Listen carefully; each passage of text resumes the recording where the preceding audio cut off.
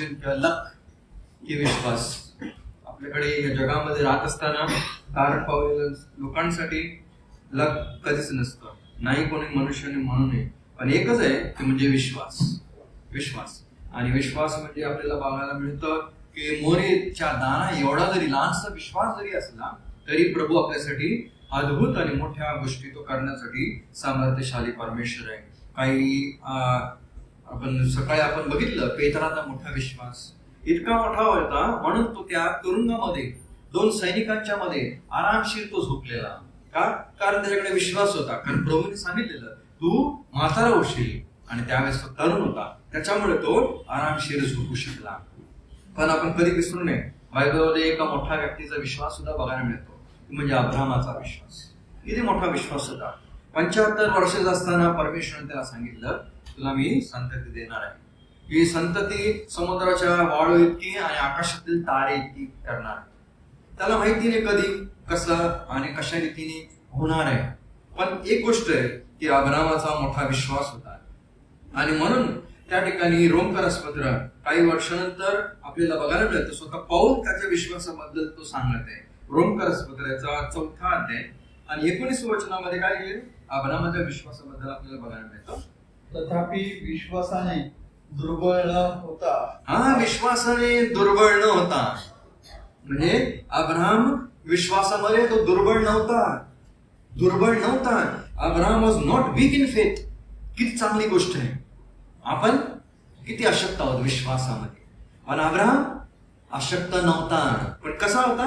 20व्या वचनामध्ये लिहिले परंतु देवाच्या अभिवचनाकडे पाहून तो अविश्वासामुळे डळमळला नाही. डळमळला नाही म्हणजे याचा अर्थ काय? Abraham was strong in faith. तो दुर्बळ नव्हता विश्वासामध्ये. तो अशक्त नव्हता, दुर्बळ नव्हता. तो विश्वासामध्ये कसा होता? एकदम मजबूत होता, स्ट्रॉंग होता एकदम. आणि ह्या दोन्ही वचन 19 आणि 20 वचन या दोन्ही गोष्टी आपल्याला एकच सांगतात की अब्राहमाचा विश्वास एक मोठा विश्वास होता. आणि म्हणून त्याने म्हणून ज्यावेळेस उत्पत्तीचा 15वा अध्याय आणि 6 वचन काय लिहिले? उत्पत्ती 15:6 अब्राहमाने परमेश्वरावर विश्वास ठेवला आणि अब्राहमाचा हा विश्वास परमेश्वराने त्याची नीतिमत्ता केला. हा, त्याने विश्वास ठेवला. इंग्लिश मध्ये खूप सुंदर लिहिलंय, and he believed in the Lord. जे सांगितलेलं देवाने की तुला मी संतती देणार आहे, त्याच वेळेस अब्राहमाने काय केलं? त्याने त्याच्यावरती विश्वास ठेवला. विश्वास ठेवला म्हणजे जरी त्यावेळेस हा शब्द नव्हता, पण एक शब्द त्याच्यामधून निघाला, ते म्हणजे जे तू सांगितले त्याच्यावरती मी विश्वास ठेवतो. त्याचा म्हणते काय माहितीये? आमीन. आमीन म्हणजे तसेच हो, तसेच हो. अब्राहम हे वचन आहे, हे वचन ज्यावेळेस अब्राहमाच्या मुखामध्ये निघालंय, अब्राहमने त्यावेळेस काय म्हटलं? आमीन. जे तू सांगितलंय तसंच हो. हो विश्वासने आपण प्रार्थना करतो, ती कशी केली पाहिजे? विश्वासाने केली पाहिजे. ती प्रार्थना पित्याकडे केली पाहिजे. ती प्रार्थना पुत्राच्या द्वारे केली पाहिजे आणि पवित्र आत्म्याच्या सामर्थ्यामध्ये केली पाहिजे. आणि ते प्रार्थनेच्या नंतर त्या प्रार्थना एंड कशाने ती केली पाहिजे? येशूच्या नावामध्ये केली पाहिजे. आणि ज्यावेळेस आपण करतो त्यावेळेस आपल्या जीवनामध्ये ज्यावेळेस आपण आमीन म्हणतो, आमीन म्हणजे काय? तसेच हो. जर आमीन म्हटलं नाही म्हणजे तसंच होत नाही. तसेच हो. आमीन सुद्धा एक फार महत्वाचा शब्द आपल्या जीवनामध्ये आहे. म्हणून प्रार्थनेच्या नंतर विश्वास सुद्धा लागतो. प्रार्थना आणि फेथ, विश्वास आणि प्रार्थना या दोन्ही गोष्टी एकत्र जाव्या लागतात. आणि म्हणून अनुवादाचा 6वा अध्याय 23 वचन काय लिहिले? अनुवाद 7:23 ड्यूटरॉनॉमी 6:23. आणि आपल्या पूर्वजांना शपथपूर्वक वचनाने देऊ केलेल्या देशात आम्हाला न्यावे म्हणून त्याने तिथून आम्हाला बाहेर काढले. मोशे म्हणत आहे देवाने आम्हाला बाहेर का काढलं? जेणेकरून त्या अभिवचनाच्या जागेमध्ये आम्हाला न्यावं, ह्याच्यासाठी आम्हाला बाहेर काढलं. हा मोशेचा किती मोठा विश्वास. जंगलामध्ये, अरण्यामध्ये, पण तरी देखील तो विश्वासाने म्हणत आहे आम्हाला बाहेर का काढलं? आतमध्ये न्यावं म्हणून. दुसरा कोण आला असता तर काय म्हटलं असतं, आम्ही कदाचित जाणार नाही. किती ते लोक होते, हे 12 हेर पाठवले, त्याच्यापैकी 10 जणांचा विश्वास किती कमी होता, किती डगमगला, आम्ही जाऊ शकणारच नाही इकडे त्या ठिकाणी. पण नाही, मोशेचा विश्वास किती मोठा, आम्हाला देवाने बाहेर काढलं. का काढलं? आतमध्ये नेण्यासाठी. तर नक्की तो नेणार आहे. आणि जरी आपल्याला माहितीये एक दिवस आला की मोशे जाऊ शकला नाही, पण यहोशुआ जाऊ शकला, कालेब जाऊ शकला, आणि जी दुसरी पिढी होती ती सर्व तरुण लोक आतमध्ये गेली. परंतु अविश्वासामुळे, कुरकुरीमुळे जे दुसरे जे लोक होते ते तिकडेच मरण पावले, त्या जंगलामध्येच. मोशेचा किती मोठा विश्वास होता, देवाने आम्हाला बाहेर काढलं जेणेकरून आम्ही आतमध्ये जाऊ म्हणून. जरी त्या दिवशी मोशे गेला नाही, पण काही काळानंतर तो गेला. त्यावेळेस येशूचं रूपांतर झालं. त्या ठिकाणी येशू बरोबर एलिया आणि मोशे, किती सुंदर ठिकाणी. त्याच ठिकाणी कनान देशामध्ये जी त्याची इच्छा होती, जी विनंती होती, जी प्रार्थना होती, एक दिवस त्याने देवाने दुरून दाखवलं त्याला कनान देश. पण काही काळानंतर देवाने त्याला त्या देशामध्ये. हो विश्वास मिळणं. विश्वास म्हणजे काय? विश्वास म्हणजे हिब्रू याचा 6वा अध्याय पहिलं वचन काय लिहिलं हिब्रू मध्ये आपल्याला बघायला मिळतं. हिब्रू 6:1. विश्वास नेहमी आपल्याला सांगतं. काय सांगतं? तेव्हा निर्जीव कृत्याबद्दलचा पश्चाताप, देवावरचा विश्वास. 6:1. पुढे काय लिहिले? आणि बाप्तिस्माचे हात वर ठेवण्याचे, मृताच्या पुनरुत्थानाचे व सार्वत्रिक ज्ञानाचे शिक्षण हा पाया पुन्हा न घालता आपण ख्रिस्ताविषयीच्या प्राथमिक व बाबी संबंधी बोलत राहण्याचे सोडून प्रौढतेप्रत जाण्याचा नेटाने प्रयत्न करूया. जाण्याचा प्रयत्न करूया. इंग्लिश मध्ये त्या ठिकाणी let us go on. Let us go on. विश्वास नेहमी सांगतं पुढे जा. विश्वास नेहमी पुढे सांगतं पुढे जा. म्हणून मोशे म्हणतोय आम्हाला देवाने बाहेर काढलं जेणेकरून आम्ही आतमध्ये नेणार येतो. पण अविश्वास सांगतं आपल्याला. काय सांगतं माहिती? गणना याचा 14वा अध्याय 1 पासून ते 4 पर्यंत जर का तुम्ही वाचलं, 1 पासून ते 4 पर्यंत, त्या ठिकाणी अविश्वास बघायला मिळतो. जे इस्रायल लोक आहेत त्यांचं कुरकुर, त्यांचं रडणं बघायला मिळतं. आणि शेवटी एंडला ते म्हणतात 4थ्या वचनामध्ये असणार. 4थं वचन काय लिहिले? आपापसात म्हणाले, आपण कोणाला तरी पुढारी करून मिसर देशाला परत जाऊया. मिसर देशामध्ये पुन्हा जाऊया. पूर्ण वाचा 1 पासून ते 4 पर्यंत. म्हणून त्यांची एकच इच्छा आहे, पुन्हा जाऊया. 6:1 मध्ये काय लिहिले? आपण पुढे जाऊया. पण गणना 14 मध्ये काय लिहिले? पहिली 4 वचनं आपण पुन्हा पाठीमागे जाऊया. विश्वास नेहमी काय सांगणार? पुढे जाऊया, अजून पुढे जाऊया, अजून पुढे जाऊया. पण अविश्वास काय सांगतो?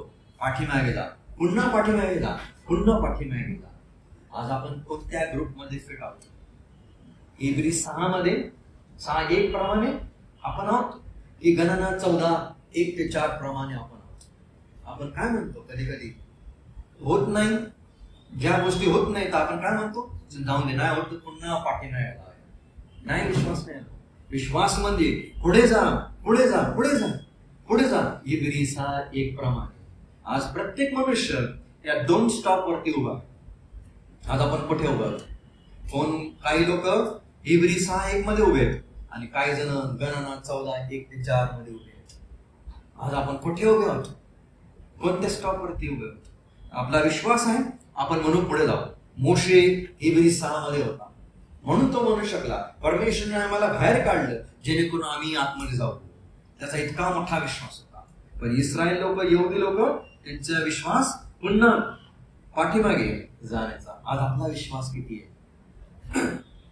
काही वर्षा अगोदर एक लहान मुलगा होता जो शाळेमध्ये गेला आणि प्रत्येक 4-5 जण मुलं होते आणि त्याने विचारलं तुमच्याकडे किती पैसे?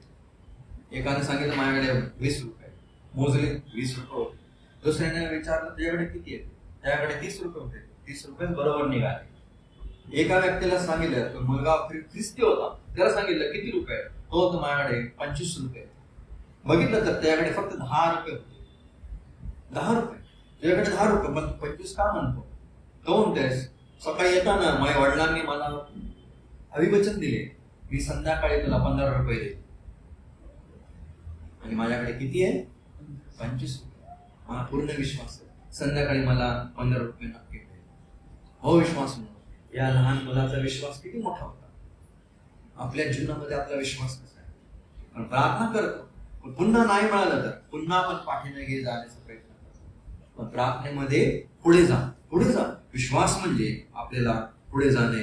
म्हणून विश्वास म्हणजे जी गोष्ट जरी दिसत नाही, न दिसणारी गोष्ट पाहणे म्हणजे विश्वास. जी आपल्याला दिसत नाही पण ती पाहणं म्हणजे विश्वास. आणि मोशेने तीच गोष्ट बघितली. जी गोष्ट आपल्याला ऐकता येणार नाही, येत नाही, तरी गोष्ट ती ऐकली, त्याला म्हणतात विश्वास. हो विश्वास. अब्राहमाने साराने कधी बघितलं नाही, पण एक लहानसा गोष्टी अब्राहमाचा किती मोठा विश्वास होता, किती मोठा विश्वास आहे. त्याच्यामुळे देवाने त्याला विश्वासाचा पिता, समुदायाचा पिता त्याला केलेला आहे. जी गोष्ट अशक्य, ती गोष्ट शक्य करण्यासाठी तो सामर्थ्यशाली परमेश्वर आहे. जरी आपल्यासाठी अशक्य असते पण तरी देखील तो सामर्थ्यशाली परमेश्वर आहे. लहानसा विश्वास देवासाठी आणि आपल्यासाठी फार मोठा असतो, पण कधी कधी तो लहानसा विश्वास सुद्धा दिसत नाही. काही वर्षांमध्ये एक लहान मुलाने प्रार्थना केली, हे देवा तुम्हाला 500 रुपये दे, तुम्हाला 500 रुपये दे. मिळतच नाही. शेवटी त्यांनी काय केलं माहिती, त्याने पत्र लिहिलं आणि पत्र लिहिलं आणि त्यांनी लिहिलं कुठे लिहिलं माहिती, गव्हर्नमेंट ऑफ इंडिया, प्रेसिडेंट. आणि पत्र घेतलं आणि पोस्टामध्ये त्यांनी टाकलं. त्या पत्रामध्ये काय लिहिलं, मला 500 रुपये पाठवले. पोस्टवाल्याने घेतलं आणि हे गव्हर्नमेंट ऑफ इंडिया तुझं प्रेसिडेंट, त्याने हेड कडे दिलं. त्याला वाटलं की कोणतरी मोठा असेल, काहीतरी असेल. त्याने उघडलं, वाचलं बघितलं तर आतमध्ये 500 रुपये. त्या मालकाने, त्या हेडचा, पोस्टमॅनचा इन्चार्ज, त्याने काय केलं पाहिजे, त्याने मिनिस्टरकडे जाऊन दिलं. मिनिस्टरनी प्रेसिडेंटकडे दिलं. ते लेटर गेलं प्रेसिडेंटकडे आणि प्रेसिडेंटनी वाचलं, माझ्याकडे 500 रुपये मागले. लहान मुलगा आहे म्हणून त्याने प्रेसिडेंटनी पण एक गोष्ट केली, 500 रुपये नाही दिले, 100 रुपये दिले. आणि मनी ऑर्डर आली काही महिन्यानंतर त्याच्या घरामध्ये 100 रुपये. आणि हा गुडघ्यावरती आला आणि प्रार्थना करते, देवा मी तुला धन्यवाद देतो कारण तुम्हाला माझ्या प्रार्थनेचं उत्तर दिलं. मी मागितलेले 500 रुपये, मला माहिती आहे तू नक्की 500 रुपये दिले असणार, परंतु एक गव्हर्नमेंट इतके खराब आहे, त्याने टॅक्स कापून मला 100 रुपये दिले. लहानसा विश्वास देवाच्या समोर फार मोठा असतो. आपला लहानसा विश्वास. म्हणून प्रभूने सांगितलं नाही की मोठा विश्वास दाखवा, नाही, मोरीच्या दाणे बस 1 mm तेवढंच. कधी कधी आपल्या जीवनामध्ये आपण प्रार्थना तर मोठी करतो, पण विश्वास तो 1 mm पण नसतो आपल्या जीवनामध्ये. प्रार्थना जरी छोटी असली, विश्वास मोठा जरी असला, परमेश्वर आपल्यासाठी आकाश आणि कपाटे पूर्णात इतका मोठा तो आशीर्वाद देण्यासाठी तो सामर्थ्यशाली परमेश्वर आहे. हो विश्वास नाही. म्हणून लग्न विश्वास प्रार्थनेमध्ये फार महत्वाची गोष्ट असते. आपण शेवटच्या गोष्टीकडे आपण वळणार आहोत, ते म्हणजे प्रार्थना आणि पवित्र आत्मा. प्रार्थना आणि पवित्र आत्मा. हो विश्वास म्हणून पवित्र आत्मा हे देवाने दिलेलं तिसरा व्यक्ती आपल्या जीवनामध्ये. मनुष्याला कधी मिळतो पवित्र आत्मा? कुठे का बायबलमध्ये दिलेलं आहे की तुम्ही जोर ओरडा पवित्र आत्मा केव्हा मिळतो का? नाही. पवित्र आत्मा कधी मिळतो? ज्या दिवशी आपण पापांची क्षमा मागतो, कबुली करतो, ज्या दिवशी आपल्याला तारण होतं, त्या क्षणामध्ये आपल्याला पवित्र आत्मा मिळतो. त्या क्षणामध्ये आज स्वर्गामध्ये पिता आहे, स्वर्गामध्ये पुत्र आहे, आणि पवित्र आत्मा कुठे? या पृथ्वीवर. गेल्या 2000 वर्षापासून पवित्र आत्मा या पृथ्वीवरती आहे. म्हणजे पेंटिकॉस्टच्या दिवसापासून ते रॅप्चर पर्यंत पवित्र आत्मा या पृथ्वीवरती असणार आहे. आणि पवित्र आत्मा आहे त्याच्यामुळे या पृथ्वीवरती इतकं काम आहे, इतकं संजीवन आहे. तर पवित्र आत्मा नसता काही झालं नसतं या पृथ्वीवरती. आज आपण सुद्धा आहोत का माहिती का? पवित्र आत्मा आपल्याला चालवतो, तो मार्गदर्शन करतो, तो आपल्याला शिकवतो. देवाचं वचन जे गुप्त आहे ते आपल्याला शिकवतो. हो विश्वासाने पवित्र आत्मा हा ती सुद्धा एक फार तिसरी व्यक्ती आहे जी आपल्याला दिलेली आहे. पहिली व्यक्ती वर आहे, दुसरी व्यक्ती सुद्धा वर आहे, पण तिसरी व्यक्ती ज्याने येशूवरती विश्वास ठेवलेला आहे त्यांच्या अंतःकरणामध्ये आहे. परंतु एफेसकरास पत्र 6 अध्याय आणि 18 वचनामध्ये काय लिहिलेले? सर्व प्रकारची प्रार्थना व विनवणी करा, सर्व प्रसंगी आत्म्याच्या प्रेरणेने प्रार्थना करा. आत्म्याच्या प्रेरणेने प्रार्थना करा. प्रार्थना करायची कशी रे? आत्म्याच्या प्रेरणेने. आणि यहूदा 1:20 मध्ये काय लिहिले? प्रियजन हो, तुम्ही तर आपल्या परम पवित्र विश्वासावर स्वतःची रचना करा, पवित्र आत्म्याने प्रार्थना करा. पवित्र आत्म्याने प्रार्थना करा. या दोन्ही वचनामध्ये आपल्याला बघायला मिळतं डिफरन्स. एका ठिकाणी लिहिलेले प्रे इन द स्पिरिट आणि दुसऱ्या ठिकाणी त्या ठिकाणी आपल्याला बघायला मिळतं प्रेइंग इन द होली गोस्ट. या दोन्ही वचनामध्ये हो विश्वास आहे ना, पवित्र आत्मा फार महत्वाचा आहे. का माहिती? कारण आपण अशक्त आहोत, आपण दुर्बळ आहोत. कधी कधी आपल्याला कळत नाही आपण काय मागावं, आपल्याला कळत नाही. पण हे समज, हे गुण हे कोण शिकवतो माहिती? पवित्र आत्मा शिकवतो आपल्याला की कोणत्या गोष्टी मागाव्या, कोणत्या गोष्टी न मागाव्या. ह्या गोष्टी शिकवण्यासाठी कोण आहे माहिती? पवित्र आत्म्याचं मोठं काम आहे आपल्या जीवनामध्ये. दुसरं तर काम आहे देवाचं वचन आपल्याला उघड करणं. हे कोणाचं काम आहे? पवित्र आत्मा. कारण पवित्र आत्म्याने बायबल लिहिलेले आहे, त्यामुळे तो सगळ्यात बेस्ट टीचर आहे आपला. परंतु आपल्याला शिकवतो कोण? प्रार्थना करण्यासाठी, आपण नाही. म्हणून सुरुवातीला मी सांगितलेलं लूकाचा 11 अध्याय 1 वचनामध्ये शिष्यांनी येशूकडे आले आणि येशू सांगितलं तू मला प्रार्थना करण्यासाठी शिकव. कुठे लिहिलं नाही बाबा, कुठे नाही कधी या शिष्याने सांगितलं किंवा विचारलं येशूला किंवा त्यांनी प्रश्न केला तू आम्हाला संदेश देण्यासाठी शिकव, असं लिहिलंय का? नाही, प्रार्थना करण्यासाठी शिकव, प्रार्थना करणे. आणि येशूने शिकवलं. आज आपल्याला कोण शिकवतं प्रार्थना करण्यासाठी? येशू पुत्र स्वर्गामध्ये. पण पवित्र आत्मा आहे तो आपल्याला शिकवतो. और आपण अशक्त आहोत, आपण दुर्बळ आहोत. मला माहिती एक व्यक्ती होती, माझ्यासमोरच ही घटना झाली आणि त्या व्यक्तीने सांगितलं ब्रदर एक काम करू, मी तुमच्याकडे बायबल स्टडी घेण्यासाठी आणि मी तुम्हाला शिकवेल संदेश कसं द्यायचं. त्या व्यक्तीने सांगितलं मी तुम्हाला शिकवेल संदेश कसं द्यायचं तरुणांनी. आणि गेले 2 वर्ष झाले अजून एक सुद्धा तयार नाही. का माहिती? कारण बायबलमध्ये कधी येशूने संदेश देण्यासाठी शिकवलंच नाही. शिकवलं काय? प्रार्थना करा. जर प्रार्थना करायला तुम्ही शिकला ना, उद्या तुम्ही संदेश द्यायला ऑटोमॅटिक शिकाल. शिकवणारा कोण आहे? परमेश्वर. उभं राहणं आपलं काम आहे, पण शिकवतो तो. पण देवाचं वचन सांगण्याच्या अगोदर पहिला काय शिकणं गरजेचं आहे? प्रार्थना करणं. आणि तीच मोठी गोष्ट आहे. आणि कधी कधी मनुष्याला वाटतं तीच गोष्ट फार कमी आहे, आपण सेकंड प्रीचिंगला स्थान देतो. पण नाही, बायबल प्रमाणे पहिला प्रेफरन्स प्रभू येशू ख्रिस्ताने प्रार्थनेला दिलं. गॅस येशू बाप्तिस्मा करून आला, काय उघडलं माहितीये? स्वर्ग उघडला. स्वर्ग उघडण्याच्या अगोदर काय लिहिलं माहितीये? त्यांनी प्रार्थना केली. काय प्रार्थना केली आपल्याला माहिती नाही. पाण्यामधून बाहेर आला, प्रार्थना, आणि नंतर मग स्वर्ग उघडला आणि नंतर मग वाणी झाली, हा माझा परम प्रिय पुत्र आहे. मग वर आल्यावरती कोण प्रार्थना करता का? बाप्तिस्मा आल्यावरती मी अजून पण बघितलं नाही. एकदम आनंदित होतात मी बघितलं. बाप्तिस्मा आल्यावरती त्यांना वाटतं की एकदम काहीतरी नवीन झाले, एकदम आनंदामध्ये असतात. पण येशू वर आल्यावरती पहिली गोष्ट त्याने काय केली? प्रार्थना केली. किती मोठी किती छोटी बायबलमध्ये लिहिली नाही ना. त्याने बाप्तिस्मा झाल्यावरती प्रार्थना केली आणि त्याच्यानंतर त्या प्रार्थनेमध्ये इतकं मोठं सामर्थ्य होतं की स्वर्ग उघडला आणि वाणी आली. स्टेफनाची प्रार्थना, स्वर्ग उघडणं, प्रभू ख्रिस्ताचं उभे राहणं. हो विश्वास नाही, किती धन्य गोष्ट आहे. या प्रार्थनेमध्ये किती मोठं सामर्थ्य आपल्याला बघायला मिळतं. म्हणून आपल्या जीवनामध्ये देवाने आज हा पवित्र आत्मा दिलेला आहे.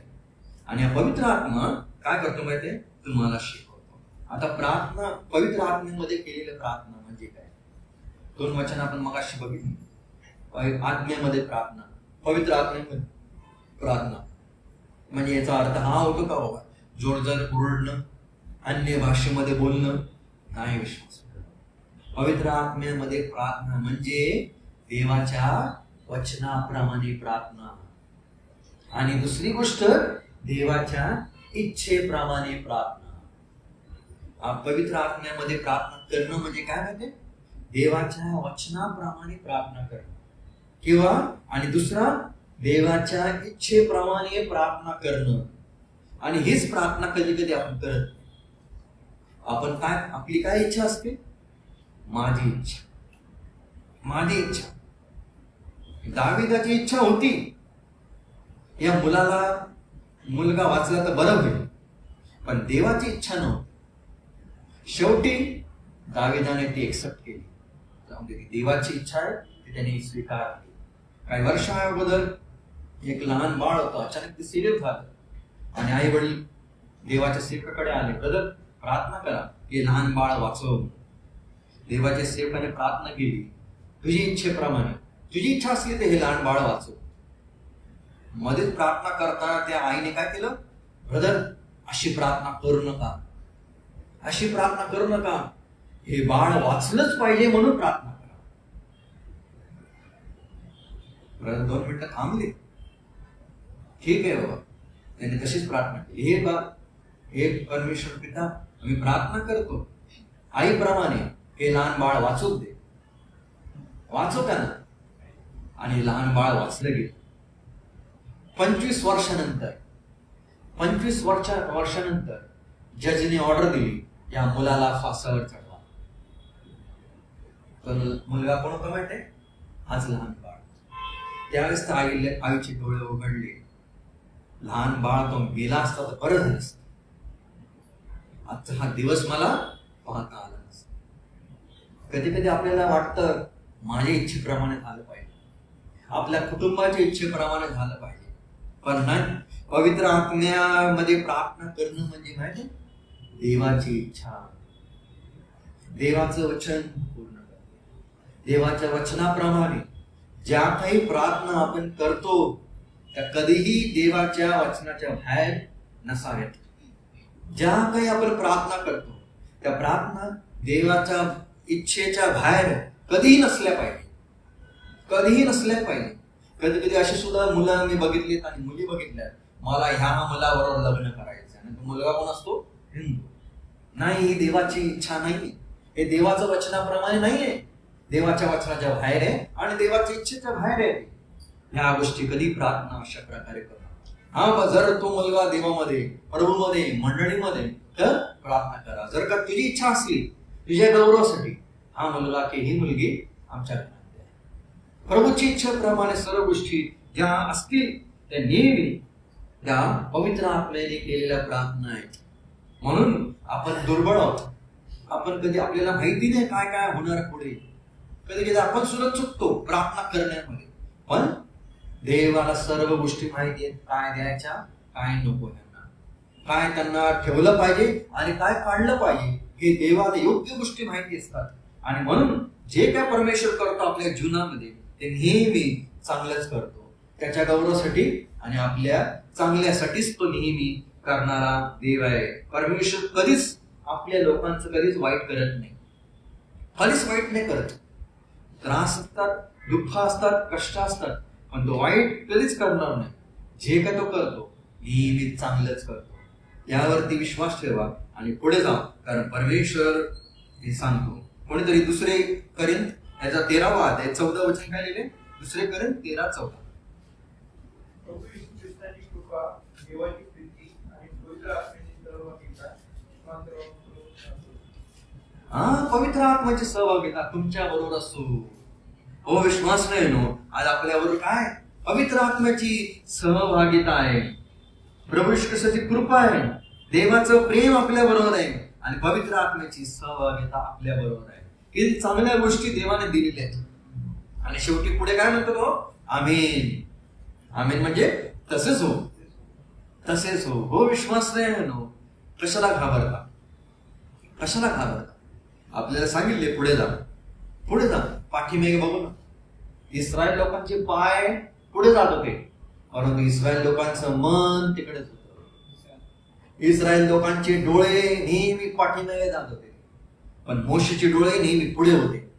नेहमी पुढे बघा, आपल्या जीवनामध्ये नेहमी पुढे बघा, कारण विश्वास सांगतं पुढे जा, अविश्वास सांगतं पाठीमागे जा. आपण कुठे आहोत?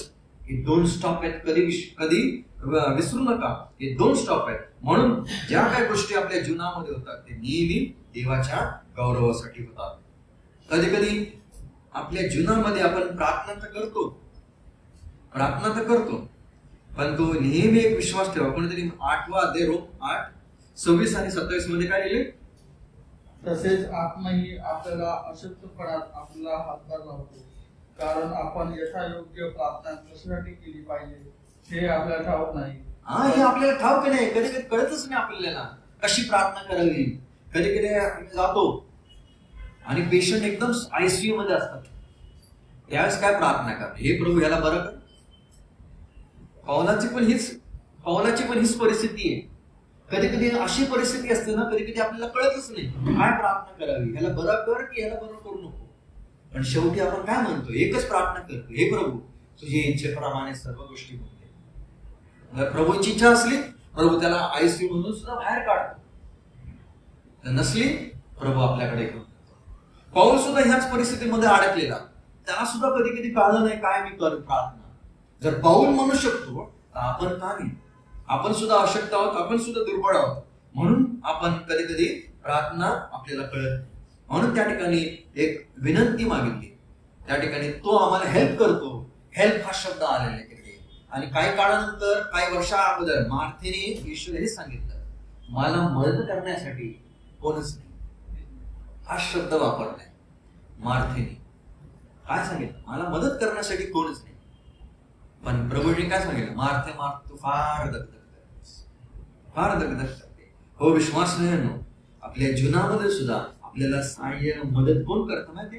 पवित्र आत्मा, जो आपल्याला दिला येतो. दुसरी गोष्ट कोणतरी कलसे 3:16 मध्ये काय लिहिले? ख्रिस्ताचे वचन तुम्हाकडे भरपूर राहो, परस्पर सर्वज्ञानाने शिकवण द्या, बोध करा.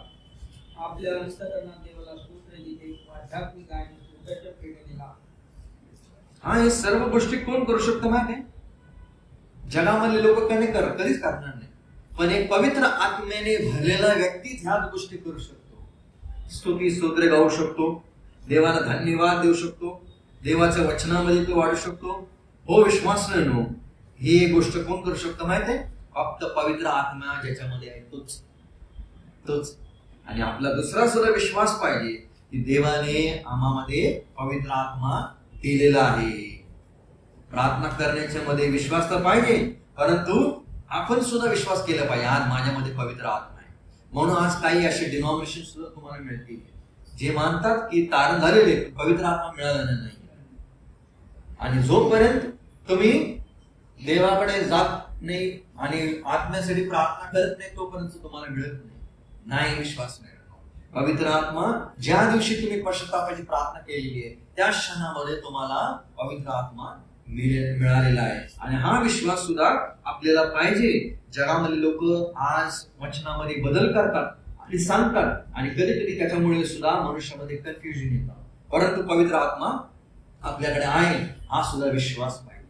आणि तो आम्हाला शिकवतो आणि तो आम्हाला समजवतो की कशा रीतीने प्रार्थना करावी. इफिसकारास पत्र 4:30 मध्ये काय लिहिलेलं?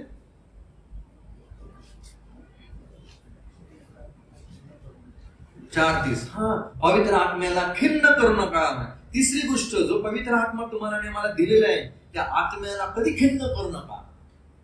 ज्याप्रमाणे पती आणि पत्नी यांच्यामध्ये पत्नी जे असतात त्या नाजूक पात्र असतात, कशा प्रकारे पिता पुत्र आणि पवित्र आत्मा. पवित्र आत्मा सुद्धा एक नाजूक पात्र आहे, एक वीक नाजूक एकदम. आणि कधी कधी आपल्या जीवनाच्या द्वारे आपण ह्या पवित्र आत्म्याला खिन्न करू शकतो. आणि कसं माहितीये? ज्यावेळेस ज्यावेळेस आपण खोटं बोलतो, चोरी करतो, लवाडी करतो, वाईट गोष्टी करतो किंवा पाप करतो, कोणताही पाप असून दे, ज्यावेळेस तो खाली पापामध्ये पडतो ना, त्याच वेळेस काय होतं माहितीये? पवित्र आत्माला आपण खिन्न करतो. पवित्र आत्मा जुन्या काळामध्ये किंवा पेंटिकॉस्टच्या अगोदर पवित्र आत्म्याची सेवा वेगळी होती, पेंटिकॉस्टच्या नंतर पवित्र आत्म्याची सेवा बदलली. त्याच्या अगोदर म्हणजे निर्मितीच्या वेळेस पवित्र आत्म्याची सेवा सुद्धा वेगळी आहे, आणि रॅप्चरच्या नंतर सुद्धा पवित्र आत्म्याची सेवा वेगळी आहे. पहिल्याच्या काळामध्ये, जुन्या करारामध्ये काय होतं माहिती, जर का एका व्यक्तीने पाप केलं ना, पवित्र आत्मा निघून जायचा. म्हणून दावीद म्हणाला, पवित्र आत्मा माझ्यापासून काढू नको, कारण त्याला माहिती मी पाप केलेलं आहे आणि पवित्र आत्मा निघून जाईल. पण आता पवित्र आत्मा तुम्हाला सील केलेलं आहे, तुम्ही बांधले गेलेले आहात, तुम्हाला सील केलेले पवित्र आत्म्याने, आणि पवित्र आत्मा निघून जात नाही, परंतु पवित्र आत्म्याला आपण दुखावतो किंवा खिन्न करतो. ज्यावेळेस एक तारण पावलेला व्यक्ती पाप करतो, त्या पापामध्ये पडतो ना, त्याच्यामुळे दुखावतो, आणि त्याचा परिणाम आपल्या आत्मिक जीवनावरती होतो. पवित्र आत्म्याचं कार्य जे होणार आहे ते होत नाही, ते सामर्थ्य दिसत नाही. म्हणून आणि हा पवित्र आत्मा अजूनपर्यंत या पृथ्वीवरती आहे. एक दिवस असणार आहे ज्यावेळेस येशू येईल, मंडळी स्वर्गामध्ये जाईल. मंडळी ज्यावेळेस स्वर्गामध्ये जाईल त्याच वेळेस पवित्र आत्मा सुद्धा पुन्हा स्वर्गामध्ये जाणार आहे. पवित्र आत्मा सुद्धा स्वर्गामध्ये जाणार आहे मंडळी बरोबर, रॅप्चर बरोबर. आणि पवित्र आत्मा तुम्हाला तिकडे दिसतो प्रकटीकरणाचा 4थ्या अध्यायाप्रमाणे. हो विश्वास नाही, पण तरी देखील जरी स्वर्गामध्ये असेल पवित्र आत्मा, पण तिकडून तो या पृथ्वीवरती कंट्रोल करणार. 7 वर्ष जे असणार आहे या पृथ्वीवरती संकट आणि महासंकटाच्या काळामध्ये स्वर्गामधून पवित्र आत्मा कंट्रोल करणार आहे, कारण या पृथ्वीवरती त्या काळामध्ये सैतानाचा आत्मा असणार आहे, पण देवाचा आत्मा वरून कंट्रोल, सर्व गोष्टी कंट्रोल करणार आहे. म्हणून विश्वास नाही, म्हणून तुम्हाला नाही मला या जगामध्ये इफिसकरास पत्रेचा 5वा अध्याय आणि 18व्या वचनाप्रमाणे तुम्हाला नाही मला पवित्र आत्म्याने भरायचे. पण कशा प्रकारे? देवाच्या वचनामध्ये, प्रार्थनेमध्ये, संगतीमध्ये, त्या भजनामध्ये, त्या स्तोत्रामध्ये. इतकं आपण देवाच्या अधिक वचनामध्ये जातो ना, इतकं आपल्याला नवीन प्रकाशन आपल्याला मिळतं. जितकं आपण प्रार्थनेमध्ये जाऊ, जितकं आपण देवाच्या वचनामध्ये राहू, जितकं आपण देवावर राहू, अधिक आपल्या जीवनामध्ये देवाचा आत्मा कार्य करेल. आणि म्हणून त्या ठिकाणी एफेसकरास पत्रामध्ये काय आहे 5:18, द्राक्षरसाने मस्त होऊ नका, द्राक्षरसात बेतारपणा आहे, पण आपले परिपूर्ण व्हा. ज्याप्रमाणे एक मनुष्य जो दारू पिणारा मनुष्य आहे, जर का तो दारू प्यायला, कोण कंट्रोल करते त्याला? दारूच. अशा रीतीने आज जो पवित्र आत्म्याने भरलेला व्यक्ती, त्याला कोण कंट्रोल करत असतो? पवित्र आत्मा. तो कंट्रोल करतो आपल्याला, आणि तो आपल्याला मार्ग दाखवतो, आणि तो आपल्याला या सर्व ग्रहण आणि गुप्त गोष्टी तो आपल्याला डायरेक्ट करतो. हो विश्वास नाही. म्हणून या जगामध्ये असताना प्रभू येशू ख्रिस्ताने सुद्धा एक लहानशी प्रार्थना केली. मत्तेचा 6वा अध्याय 9वे वचन काय लिहिले? तुम्ही अशा प्रकारे प्रार्थना करा, हे बापा, हे आमचे स्वर्गातील बापा, तुझे नाव पवित्र मानले जावं, तुझे नाव पवित्र मानले जावं. आता एक फार मोठा प्रश्न आपल्या समोर असतो. पवित्र आत्मा आपल्यामध्ये, आपण प्रार्थना कोणाला सादर केली पाहिजे? आपण पित्याला सादर करतो, येशूच्या नावामध्ये सादर करतो, आणि पवित्र आत्म्याच्या सामर्थ्यामध्ये आपण प्रार्थना सादर करतो. पण का आपण पवित्र आत्म्याच्या नावाने प्रार्थना करू शकतो का? करू शकतो? नाही. कारण बायबलमध्ये कुठेच लिहिले नाही असं की तुम्ही पवित्र आत्म्याच्या नावाने प्रार्थना करा. पवित्र आत्म्याच्या सामर्थ्याने प्रार्थना करा, आपल्याला माहिती. परंतु ज्यावेळेस आपल्याला सादर करायची प्रार्थना, ती नेहमी कोणी प्रार्थना केली, येशूने सुद्धा प्रार्थना केली. मत्ते 6:9 मध्ये ती कोणाच्या समोर सादर केली? हे आमच्या स्वर्गातील बाप्पा.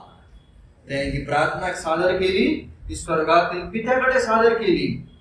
योहानाचा 16वा अध्याय 23व्या वचनामध्ये सुद्धा लिहिलेले आहे, तुम्ही काही मागा माझ्या पित्याकडे मागा आणि माझ्या नावाने मागा. मगाशी आपण वाचलेले हे वचन योहान 16:23 सुद्धा.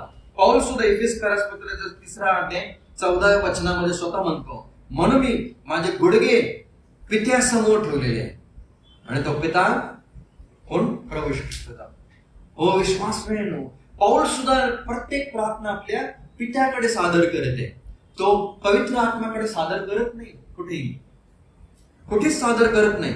पण जगामधले आज नवीन नवीन लोक, आज नवीन नवीन त्यांचं शिक्षण निघत आहे. आणि काय काय लोक पवित्र आत्म्या फक्त पवित्र आत्म्याकडे प्रार्थना ठेवतात. नाही, त्या प्रार्थना जातच नाही. पेत्राने प्रार्थना केली, स्टीफनने प्रार्थना केली. स्टीफनने कोणाकडे प्रार्थना केली माहिती? मरण्याच्या अगोदर 7वा अध्याय प्रेषित 7:59. हे जगडमात करीत असताना स्टेफन प्रभूचा धावा करीत म्हणाला, हे प्रभू येशू माझ्या आज्ञा स्वीकार कर. त्याने प्रभूचा धावा केला आणि तो काय म्हणाला? हे प्रभू येशू माझ्या आत्म्याचा स्वीकार. हे प्रभू येशू. त्याने हाक मारली येशूला, त्याने धावा केला. त्या देवाचा इंग्लिशमध्ये कॉलिंग अपॉन गॉड लिहिलंय. त्याने त्या देवाला हाक मारली. आणि देव कोण आहे? प्रभू येशू ख्रिस्त. त्याला हाक मारली. हो विश्वास नाही, कधीही कुठे तुम्हाला असे मिळणार नाही की ज्याने गॅब्रिएलाकडे प्रार्थना केली, ज्याने मिखाएलला प्रार्थना केली नाही, ज्याने पवित्र आत्म्याकडे प्रार्थना केली नाही. या गोष्टी कुठेच लिहिलेलं नाहीये. जर लिहिलेलं नाहीये तर आपण या जगामध्ये राहत असताना काळजी घेतली पाहिजे. कारण जगामधलं शिक्षण जे नवीन डिनॉमिनेशन या प्रकारती येत आहेत ते आज लोकांना आज खेचून घेत आहेत. पुष्कळ लोक आज या खोट्या संदेशांकडे झालेले आहेत. जास्त करून अशी सुद्धा शिकवतात की पवित्र आत्माच तुमचा तारणार आहे. अशी सुद्धा लोक आहेत जे ओनली जीसस, फक्त येशू. नाही, विश्वास आहे. एक देव आणि 3 व्यक्ती, एक देव आणि 3 व्यक्ती. म्हणजे ज्या वेळेस आपण प्रार्थना करतो पवित्र आत्मा सुद्धा फार महत्वाची एक व्यक्ती आहे. Prayer and holy spirit, prayer and faith, prayer fortune your faith. विश्वास की लक, कोणत्याही गोष्टी आपल्या जीवनामध्ये जरी प्रार्थना हा लहानसा शब्द आहे पण त्याचं काम, त्याचा पॉवर फार मोठा आहे. आज आपल्या जीवनामध्ये आपण विचार करूया की माझ्या जीवनामध्ये किती प्रार्थना आहे, किती प्रार्थना आहे. कारण प्रार्थना या पृथ्वीवरतीच आपण करणार आहोत. जोपर्यंत श्वास आहे तोपर्यंत आपण करणार आहोत. एकदा आपण स्वर्गामध्ये जाऊ, स्वर्गामध्ये गेल्यावरती आपण बायबल वाचणार नाही, आपण प्रार्थना सुद्धा करणार नाही. तिकडे प्रीचिंग सुद्धा नसणार, प्रेइंग सुद्धा नसणार. पण हा तिसरी गोष्ट असणार, तिकडे प्रेझिंग असणार. प्रीचिंग नसणार कारण आपल्याला सगळं आता ज्ञान मिळालेलं आहे. तिकडे प्रेइंग नसणार, प्रार्थना नसणार कारण सगळ्या आपल्या मागण्या पूर्ण झालेल्या आहेत. पण त्या ठिकाणी असणार एक गोष्ट असणार ते म्हणजे देवाला धन्यवाद. आपण नित्य देवाला धन्यवाद करणार आहोत. म्हणून आज आपल्या प्रार्थना कशा आहेत, लहान असो किंवा मोठ्या असो, ते आपल्यावरती कोणत्या वेळेस कोणत्या प्रार्थना केल्या पाहिजे. कधी कधी फॅमिली प्रेयर असतात, रात्रीचे असतात. आणि असे सुद्धा कुटुंबामध्ये गेलेले आहे. रात्रीचे करतायत 15 मिनिटं लहान मुलं तर झोपलेत.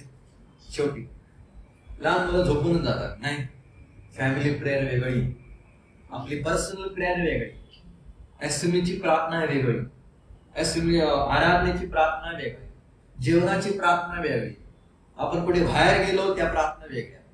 मग ते पब्लिक असो किंवा प्रायव्हेट असो, प्रत्येक प्रार्थना वेगळ्या असतात. आणि त्याप्रमाणे आपण टाइम लिमिट आपण सेट केला पाहिजे. ह्या प्रार्थना आहेत या गोष्टीसाठी आणि एवढा वेळासाठी. आपण कोणती असो, आपण किती प्रार्थनेमध्ये आज आहोत. काही वर्षामध्ये एक लहानशी घटना सांगतो आणि बंद करतो. काही वर्षा अगोदर आफ्रिकामध्ये काही लोकांनी प्रार्थना रोज करण्याचा निर्णय केला. हे आफ्रिकाचे लोक जंगलामध्ये जायचे आणि गवतावरती बसून ते प्रार्थना करायचे. रोज सकाळी 7 ते 8 करायचे. आणि त्याच्यामुळे काय झालं माहिती, ज्या ठिकाणी जर आपण गवतावरती बसलो तर काही दिवसानंतर काय होईल माहिती, गवत एकदम चपट होईल आणि काही दिवसानंतर गवत निघूनच जाईल आणि माती तिकडे दिसायला लागेल. आणि हेच झालं. 6-7 महिने तर रोज जायचे आणि गवत एकदम झालं, निघालं आणि माती दिसते ज्या ठिकाणी बसायचे. पण काही काळानंतर, काही वेळेनंतर त्यांची प्रार्थना थोड्या बंद झाल्या. काही लोक एकदा यायला लागली, काही लोक आठवड्यामधून 2 महिन्यामधून एकदा किंवा 2दा येऊ लागले. जे लीडर होते ते आले घरामध्ये आणि त्यांनी सांगितलं, ब्रदर तुमचं तिकडे गवत वाढलेलं आहे, गवत वाढलेलं आहे. म्हणजे त्या जागेवर तुम्ही बसायचा, ती जागेमध्ये आता पुन्हा गवत घेत राहिलेलं आहे म्हणजे तुमची प्रार्थना कमी झालेली आहे. जर ही आपली परिस्थिती आहे का? आपल्या प्रार्थना कमी झालेल्या आहेत का? मंडळीच्या प्रार्थना, वैयक्तिक प्रार्थना, कुटुंबाची प्रार्थना कमी झालेली आहे का? मी बायबल स्टडी ठेवा, पुष्कळ लोक येतील. आराधनेच्या समयामध्ये ऑल पॅक असतो, प्रार्थनेची सभा ठेवा, किती लोक येतील? प्रार्थनेचं सामर्थ्य नाही. एकदा प्रार्थनेचं सामर्थ्य मनुष्याला कळलं, कधीच घरी बसणार नाही. प्रेषणच्या कृत्यामध्ये प्रार्थनेत इतकं मोठं कार्य झालं, इतकं मोठं कार्य. यरुशलेमापासून ते रोम पर्यंत सुवार्ता पोचली गेली. ह्याच्या पाठीमागे कोणाचं बॅकग्राऊंड मध्ये काय चाललेलं आहे? प्रार्थना, प्रार्थना. हो, विश्वास निर्णय. देवाचं वचन फर्स्ट, ब्रेड लास्ट काय? प्रेयर. आणि मध्ये फेलोशिप आणि ब्रेकिंग ऑफ ब्रेड. ही मध्ये पण सँडविच कधी विसरू नका. देवाचं वचन आणि खाली लास्ट प्रार्थना. म्हणून येणाऱ्या दिवसामध्ये आपण अर्धा 50% पोर्शन आपण पूर्ण केलेलं.